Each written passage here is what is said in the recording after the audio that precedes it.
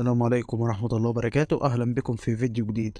هنتكلم النهاردة عن عينة مزرعة البصاق. إزاي بسحبها؟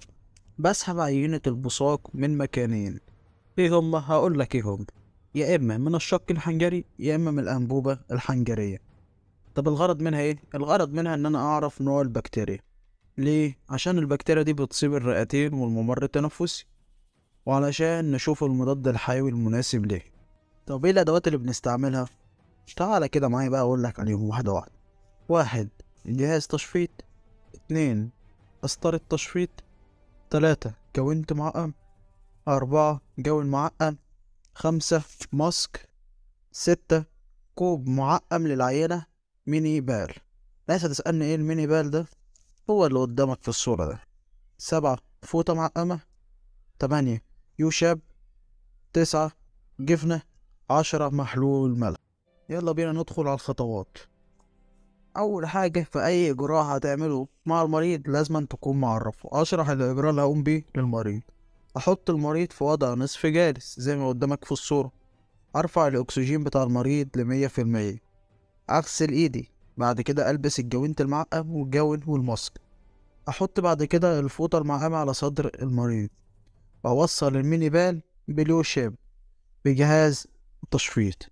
بعد كده بفصل الأنبوبة الحنجرية عن الفنت وأبدأ التشفيط. هسحب العينة خلاص. بعد كده أوصل الأنبوبة الحنجرية بالجهاز التنفس الصناعي تاني، وأرفعه معدل الأكسجين ل100% لمدة 3 دقايق.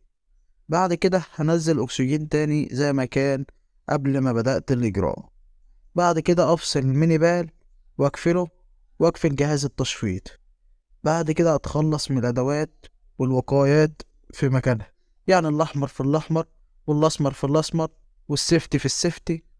بعد كده لزقة صغيرة هكتب عليها اسم المريض ورقم الملف والتحليل ووقت السحب.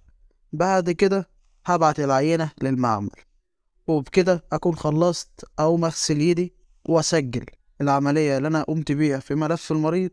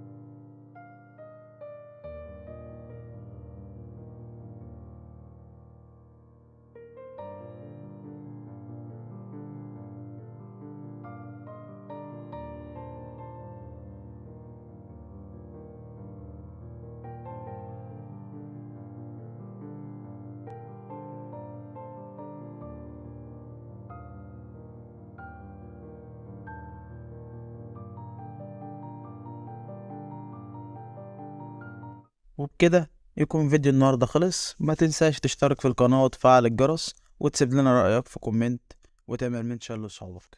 وشكرا.